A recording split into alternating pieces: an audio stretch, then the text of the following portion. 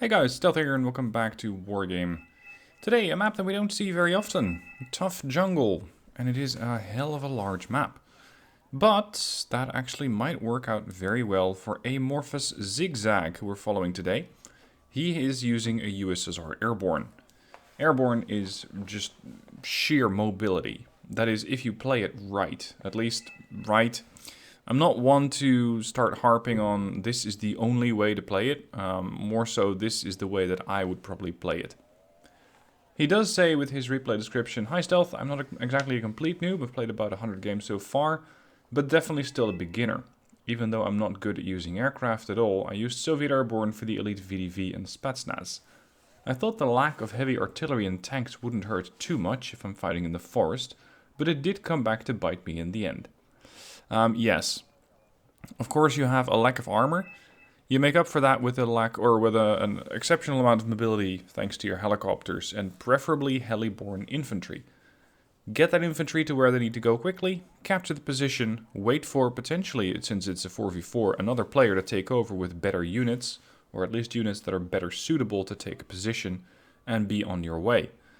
Because an airborne player, at least the way that I look at him, is there to very quickly either go through gaps or close gaps, but only in a temporary fashion, because you simply don't have the staying power. Like he says, you don't have a tank, you don't have artillery, well, you got Nonas, I think, but beyond that, not so much. So make sure that you get your guys to where they need to be quickly, and then basically sit there and hold until relieved. Continuing, he says, this game is about the first time when my strategy actually worked out and won the game. Spoiler alert. I tried to flank the enemy from the right and use the forest as cover to attack them where they wouldn't expect me. Now this is something I really like, because this is part of your mobility strategy. Especially on a map this big, with all these open stretches of forest where usually not much happens, this is your domain. Or at least make it your domain. I noticed my ambushes mostly worked, but I'm very weak at head-on fighting. Yes, that's the big drawback of an airborne deck. I'm still making obvious mistakes like forgetting to offload my units or forgetting units entirely. I would take suggestions on how to improve and why our strategy worked. Right. Well, for starters, he's saying air support later, VDV here. On a map this big, and it is Conquest by the way, try and capture some critical sectors.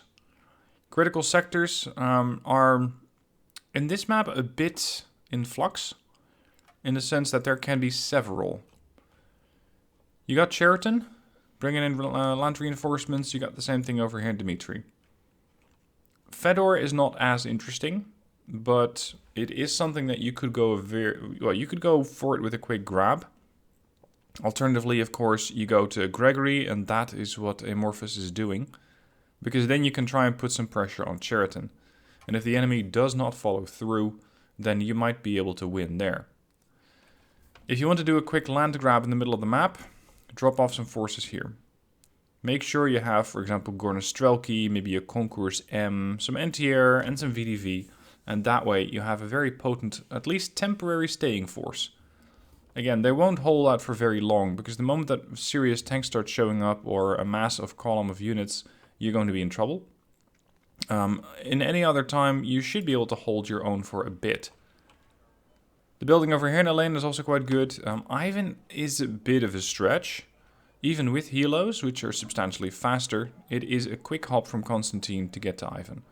It is a +2, it is nice to get, but don't overextend, because then you might lose all your units, and when that happens, you're basically back to square zero, and the enemy might hold the position, which is then, especially for an airborne player, hard to dislodge.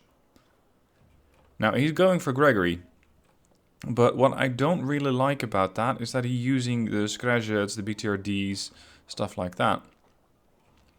Arguably, there is not really a great place to deploy helicopter infantry early. These buildings do come to mind.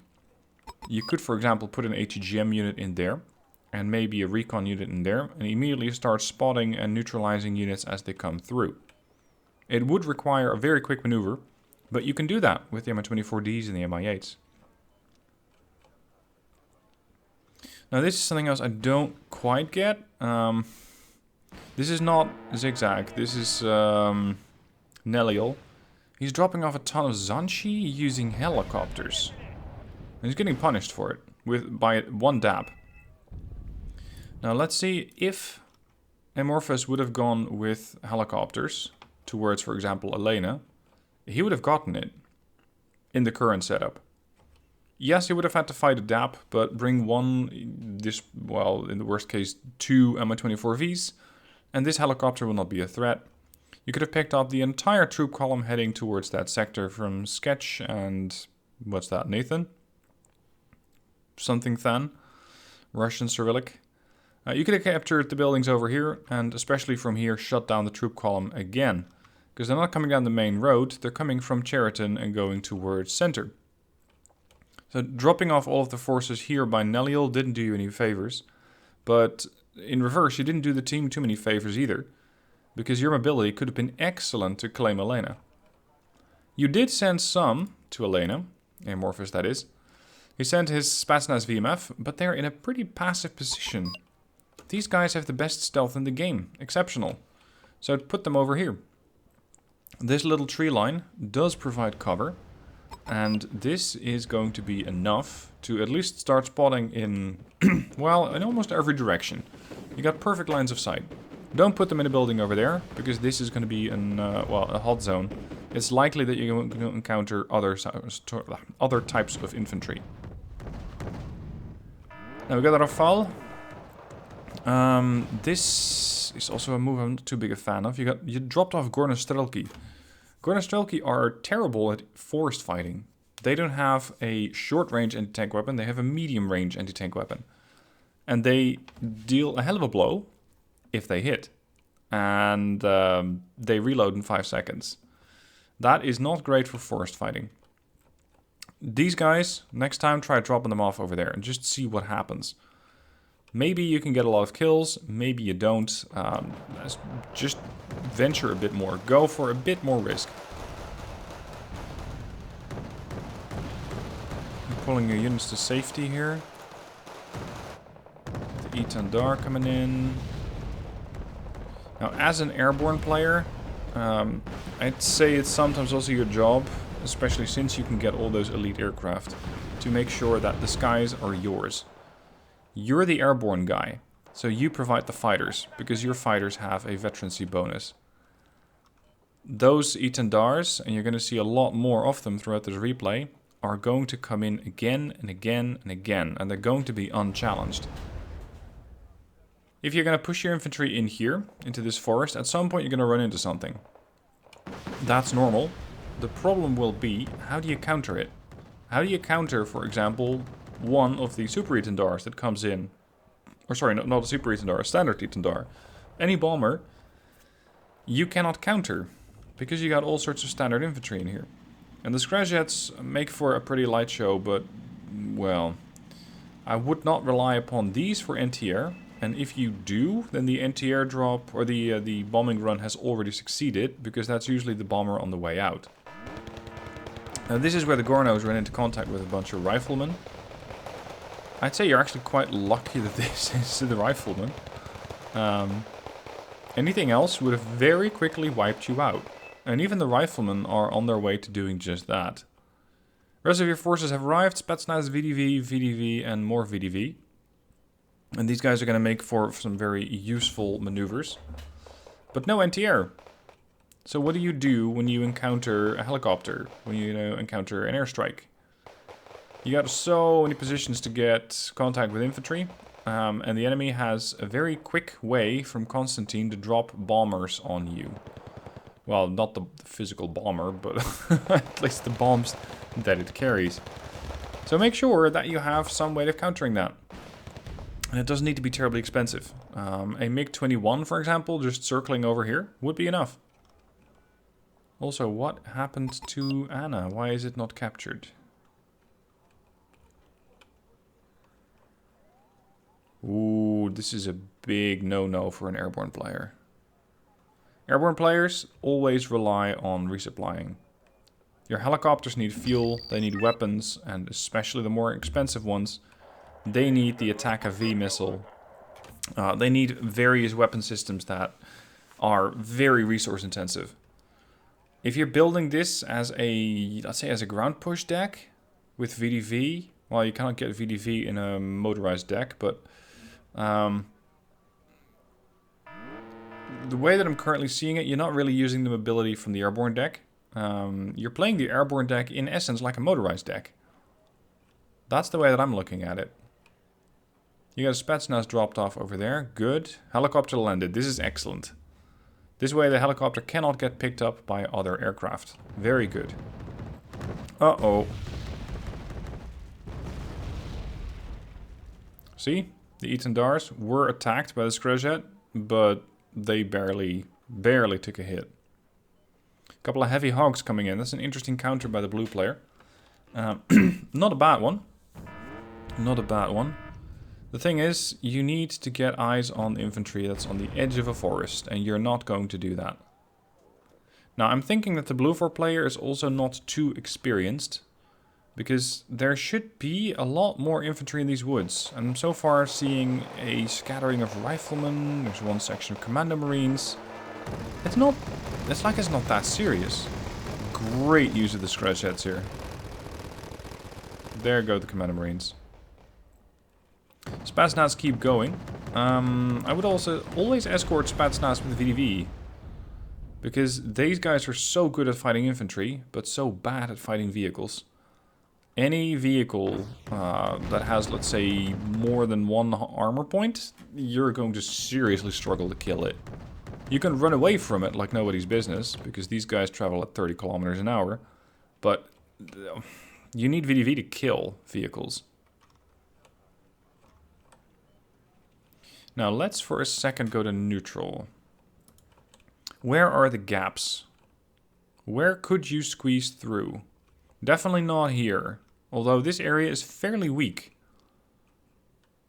Actually, just look at the sheer absence of anti-air. Yes, there's a DAP, but it's out of missiles. Yes, there are VABs, but they only carry an autocannon. They got no anti-air over there. They have no anti-air over here. And they got one Super Etendar coming in, but that's a bomber, not a fighter. The sheer amount of damage that you could have done with a couple of bombing runs is ridiculous. You could have wiped out a load of units. Be more aggressive with your planes. I know that you said you weren't too good with planes yet, so start practicing with those. Because a seed aircraft flying over first and then a follow-up with bombing runs, especially, for example, on the obvious positions on CVs on Cheriton, which is this forest or the tree line here, and there you can find it, you could wipe out a CV. And considering that you're bleeding 2 points, you could very quickly make that only 1 point that you're bleeding. Over here, pretty much same deal. Not a lot of anti-air. There's one red eye over there, but red eyes are terrible. That's a 35% accuracy with 3 HE. It's more effective usually to throw the launcher at the flying aircraft and hope that you hit it by accident than using the missile. Over here, again, very little to no anti-air. There's one Chaparral. That's the extent of their anti-air network. And there is one PIP 3 coming in. More planes, buddy, more planes.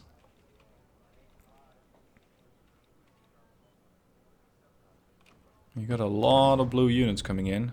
Fab 2013s. Based on the veterancy, that's Legionnaires most likely. So, get your Spetznaz here. Speaking of, where's the rest of your units? What? If this is a defense for a command vehicle, it's a very poor one, or it's an accidental drop-off. If you want to have your CV defended, for example against stuff like that, bring a BeerDrinker 3. It is a good spotter, it has an autocannon, it will, especially in an open area like that, cut infantry to shreds. Just don't use a Spetznaz VMF here, because they are perfect spotters. But they do very little beyond spotting. Against an infantry squad, the only thing that you really have on them is the sniper rifle. Which we are going to see used here.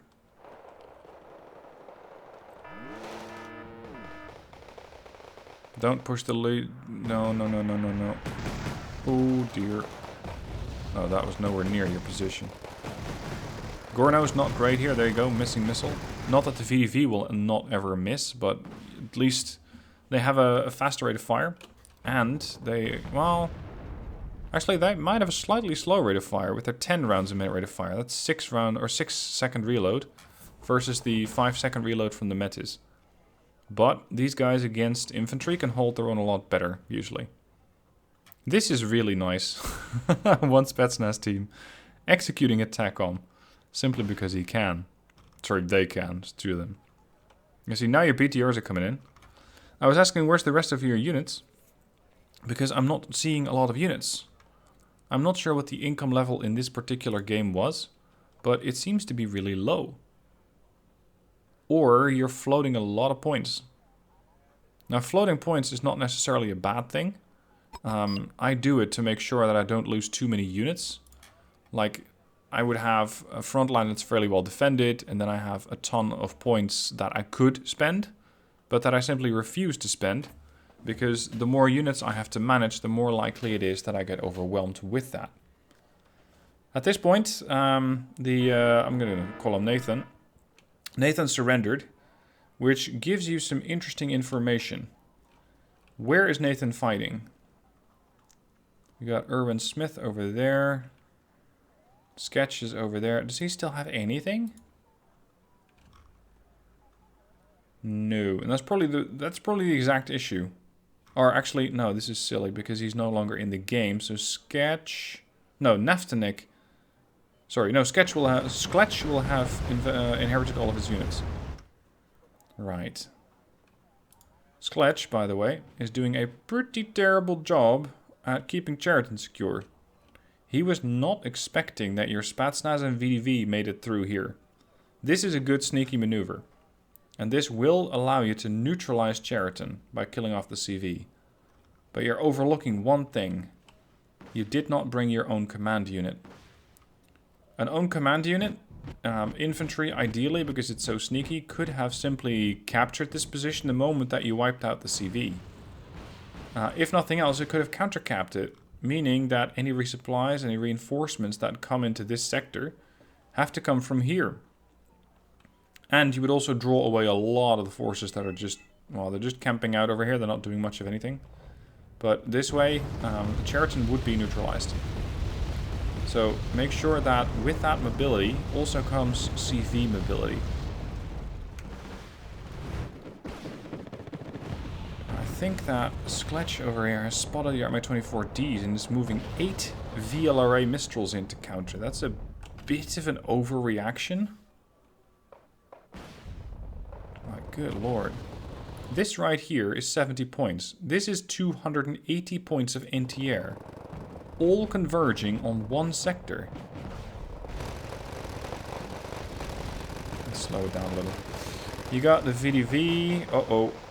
Careful. You got your units all stacked up.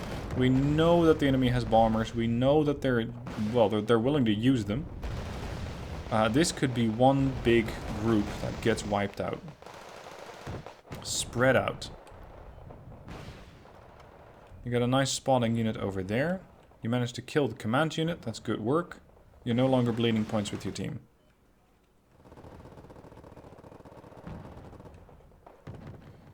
At this point, unfortunately, the Spetznaz cannot make it across the river.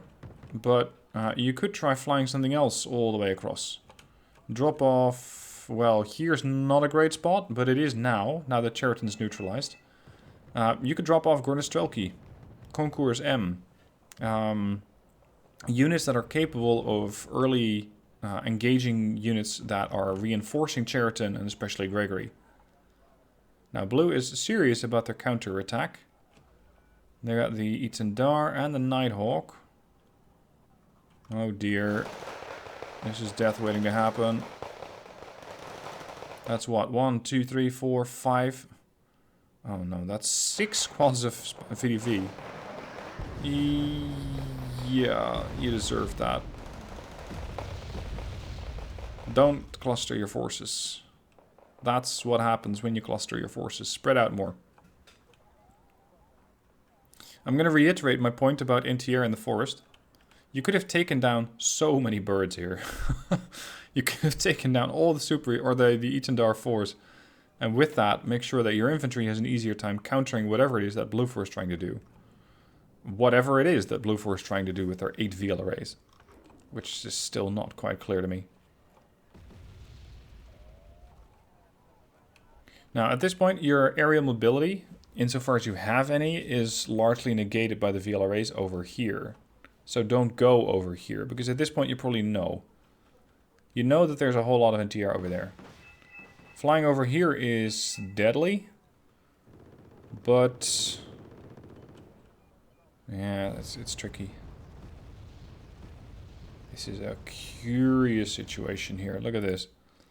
There's 2 frogs from Skletch, but Skletch is so busy on the right that he's distracted. Forgot to offload his forces. Light rifleman over here might know that there's a BMD-1, but has no missiles to do anything about it. Actually, does Blue know? No. Blue has no idea that there's 4 transports sitting over there. Why are we not capturing it? That is a good question. We are capturing it, but that command tank is still in position. So that's why you're not getting a capture.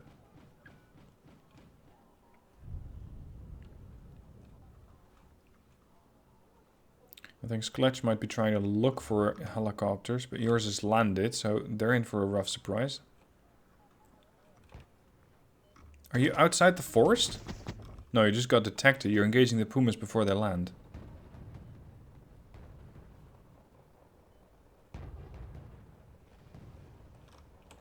See, this, on a map like this, is very useful. Because the Pumas are so fast and can travel in a straight line that they can very quickly reinforce their own position. A position that you are effectively going to breach. Holy crap, is that enough missiles for you? Yeah, you don't say. Spetznaz VMF as a spotter, Spetznaz GRU, and 1 or 2 Gorno teams, and you could have gotten everything wiped out here. I'm not sure exactly how many he gets in a deck. He'll have gotten a few more with his teammate leaving. But this is a ton of NTR that's just sitting there up for grabs. There goes the Puma. So he thinks this area is clear, but it's really not. So this is a great ambush. Neutralized. This is going to get interesting.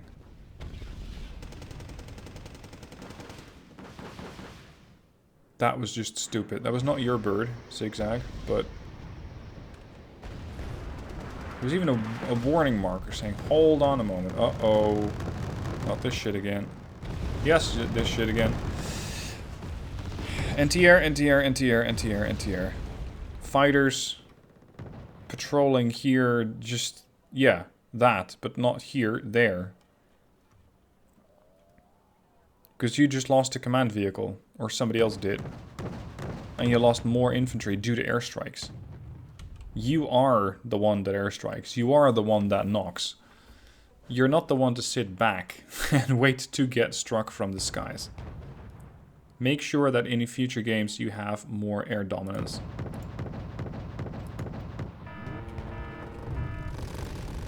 Surprise jet engaging the VLRA. This is how weak Blue Force position is. Unfortunately, the Vabs will kill you, or the Tiger will. But yeah, this is where you would have very much enjoyed the use of a single tank. Neliol with the Z85s could have had him. And you, with anti-air infantry, could have had that guy. Now, I know that's a lot of could have, should have, didn't. But then again, he was asking me to comment on the replay. Okay. Here come the MiG-23 MLs, all wiping out one helicopter. Now he's saying push. Push to there? Oh, buddy. Sending one... No, no, no, no, no. Sending one group of Spetznaz over that bridge is not what constitutes a push. If I was in this situation, I would first send out a seed aircraft to see if the enemy anti-air is still alive. You're fairly confident, I think, that it's not. Because all of those VLRAs, or at least a lot of them, got wiped out. Yeah, they're all gone. In this case, just do a helicopter attack. Once you have confirmation that there are no units engaging you, no anti-air, that is no anti-air engaging the seed aircraft, be it infrared or radar guided, I don't care. You just want to see if there's missiles popping up at you or not. If there are not, send in the Mi-24s. Mi-24Ps, even Mi-24 VPs if you want to go expensive. Those would have just completely rolled over this sector. Yeah, they might have taken some fire from the VABs, but with a spotting helo, be it an Mi-24K, an Mi-8, basically any reconnaissance helo, you could have spotted these and wiped them out and then killed the CV. And again, you're bringing in all of your units in Siegert. You're really playing this thing like it's a motorized deck. Oh, bad play. Skletch was apparently not aware that your VDV were still there. I'm not even sure how he missed that, because he lost helicopters to that. Okay, let's see what Skletch is doing. Skletch has units all over the map. Mostly focused here. Some here. But overall, he could be a bit distracted. Let's go with that. Alright, you got Spetznaz, more Spetznaz. These Legionnaires you can kill quickly. The VABs you cannot. More combined arms. Bring Spetznaz and VDV. Legionnaires are getting killed off quickly. Now the VAB's gonna throw up a bit of a fight. Yeah, see, it's not dead. You got that one. It's not really what the RPO is for, but it gets the job done. Legionnaires taking a lot of heat. In more ways than one.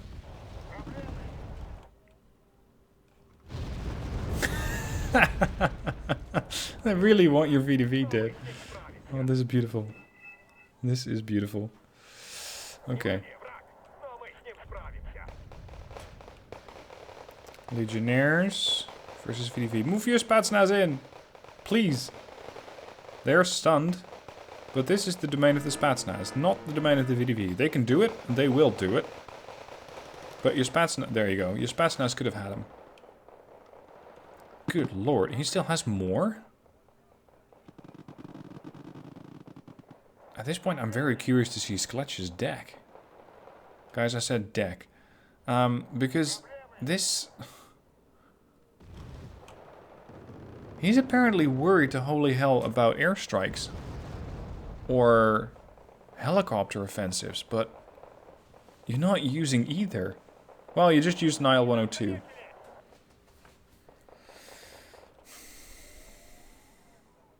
Now, I know there's all sorts of fun happening on the other side of the map, but I'm not interested in that. I'm just interested in how Amorphous is playing. Reinforcements coming. You're still a +2. That's the VABs, if I'm not mistaken.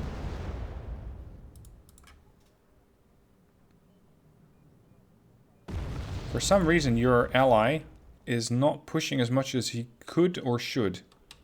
Those ZTZs, those ZTZ 63s, or ZTS 63s, forward. Because based on what I'm seeing here, Skletch is using potentially a motorized deck, is it? Which means that he doesn't have any tanks either. You need to intercept all of these before they get dropped off. So this is not a criticism for Amorphous, but this is more of a criticism for Neliol. If you know that the enemy is using a motorized deck, never allow them the cover of a forest, because that's where you'll lose, especially with tanks. Try and dominate the field before they get to that point. At this point, it's 5 minutes left. I'm not sure... Ooh. No! No, no, no, no, no. That's not how this works. Well, it is. So. Oh, and then you drop napalm? It's not Amorphous, it's Neliel. I'm not sure why he's dropping napalm on units like this. Maybe he's a newer player. They have captured the position again with a CV. Motor target? Or do you mean priority target? At any rate, that thing needs to go. And your Spetznaz are doing an admirable job spotting them. Based on what I'm seeing, I'm not sure why Blue 4 would give up. Maybe they don't.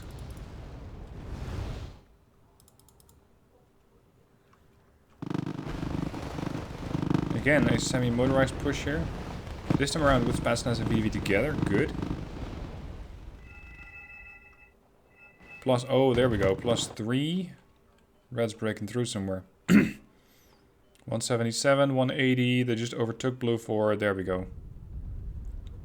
There we go. Chasseur down. More Legionnaire. I had the idea, I have the feeling that what I was seeing this game was effectively a motorized deck fighting an airborne deck that's played as a motorized deck. Because based on what Skletch was using, that was a lot of motorized forces.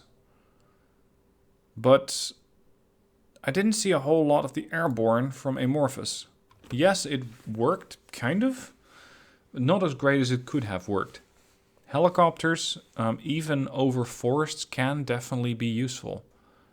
They can use rocket pods to engage targets. They can use guns, especially the heavier MA-24s, which are capable of very quickly wiping out infantry without taking too much damage, as the MA-24s have a bit of armor on them. So use more helos. It is what your deck is great at. Use that mobility, flank around, create ambush positions.